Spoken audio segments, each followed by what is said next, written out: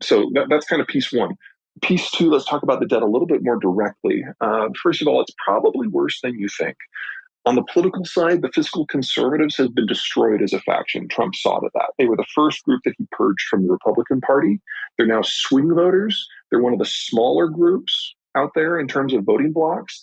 And the Democrats under Biden clearly are not interested in making concessions to them to bring them into the fold. So the people who would normally, be the accountants and be wearing the visors, they are no longer part of the conversation at all, which I'm a little bitter about because I'm personally one of them.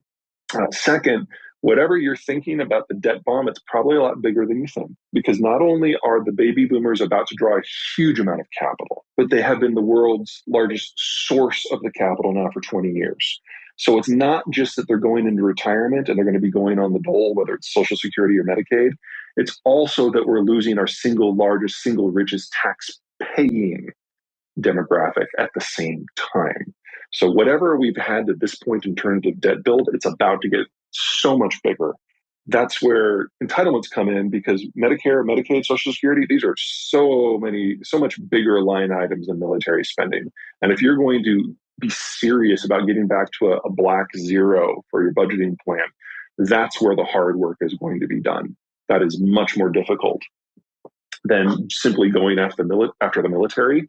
And it will require a lot more sacrifice by people who are voters, because the baby boomers are, even though they're advanced in age, they are the second largest voting bloc right now after the millennials. And they will outnumber Gen X for at least another 12 years. So the single biggest beneficiary of a bad debt environment is the group that can prevent any meaningful changes to it if they so choose. And I'm pretty sure they so choose. But now that I've depressed you a little bit, but I don't think I'm as depressed about that as you are. Assuming the United States can maintain its broad growth rate, which, looking at demographic and geopolitical factors, I think 2.5 to 3% growth for the next decade is reasonable. You can do deficit spending to the tune of about $800 to $900 billion a year without increasing the relative debt load. Now, I don't feel great about saying this, but the numbers do hold. Second, and this is probably far more important, because our boomers had kids, there is a light at the end of the debt tunnel. There is another surge of capital coming down in 10 years. Most of the world doesn't have that. So everyone else is dealing with our aging process and crisis, and the numbers turning against them at a higher percentage point, at a higher proportion compared to their population. Our boomers about a quarter smaller than everyone else's because no one else has millennials. So for them, this isn't a 10-year period. This is their now norm. And it will get worse and worse every year until their systems collapse. And in that sort of environment, especially once you throw in things like the Ukraine war and a China breakdown and general deglobalization, the volume of capital internationally that is going to be looking for a safe haven is going to be monumental. And there are just so few places that are options, with the United States being bigger than all of them put together. So we know capital costs are going to rise. We know that capital availability is going to drop. We know that our debt level is going to increase. But at the same time, all of that is happening, there's going to be this steady stream turning into a steady tsunami of capital coming in from the wider world that will help finance it all and will help drive economic growth even further. It won't be a straight line. I would expect the US dollar to be at multi-decade lows at the moment. And it's entirely possible that that crack has already happened in Europe. And it's manifesting, among other ways, through the exchange rate. So let's split that into 2 points. So the first one is not living longer, but being more productive for longer. So right now there's a problem. People talk about extending the retirement age because that would generate more income and put off the payments. And that sounds very attractive until you realize that between illness and mortality, 65 is at the moment kind of our limit. So if we raise the age of retirement to 70, we're actually getting diminishing returns. We get people who are paid highly because they've been at their jobs for a long time, but their productivity starts to plummet after 65. So something that reverses that productivity plummeting would be what we were after. Things that allow you to be more productive and healthier longer. That would be what we're after. That is not where the money has gone, because that's not what the baby boomers have been interested in. They don't want to work longer. They want to live longer. And so we've put all of our money in terms of medical research into extending life, but not necessarily making it more enjoyable. And that is absolutely the wrong way to go from an economic point of view. And we, to my knowledge, have no imminent breakthroughs in that first category that would actually solve some of these fiscal issues.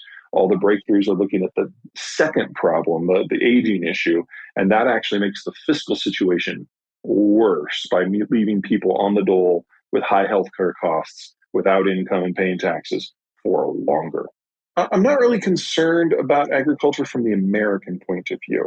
I don't see any of the products that we make for domestic consumption really seeing significant shifts. Most of our supply chains, in terms of the equipment and the labor and the inputs, whether it's fertilizer, pesticide, whatever, that's all done within North America for the most part. So we can have significant global disruptions in any number of ways, and the North American food cycle is going to be broadly okay. The rest of the world, that is most definitely not the case. We're getting our first taste of disruptions to agricultural inputs right now. The number of the world's fertilizers, the largest exporter is Russia or Belarus. And so we've already seen this calendar year significant changes to who is planting what, where, or how much fertilizer they're using. And when we get to our first good harvest forecast in September, we'll have an idea of just how low global yields are going to be relative to what we think of as normal. We don't have to wait too much longer to find out about that. And this is the start then of a significant calorie deficit on a global basis. Not in North America, probably not in the Western Hemisphere writ large, because that area is broadly self-sufficient and immune to what's going on in the Eastern Hemisphere.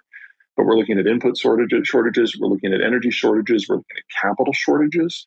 And as soon as it becomes clear just how China's going to shake out, we're probably going to be looking at equipment shortages as well.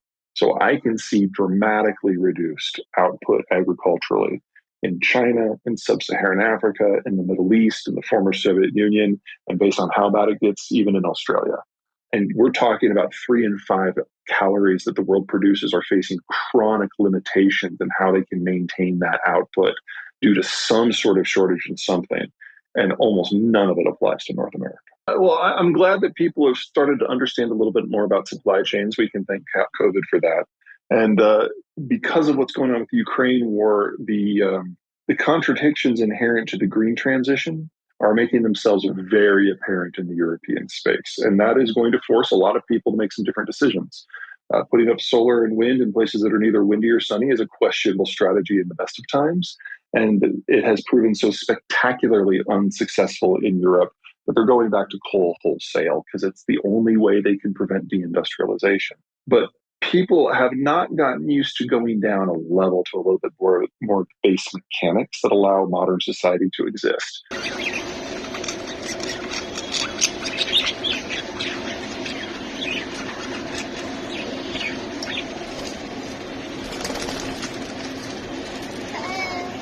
Back. Look at the bird. Look.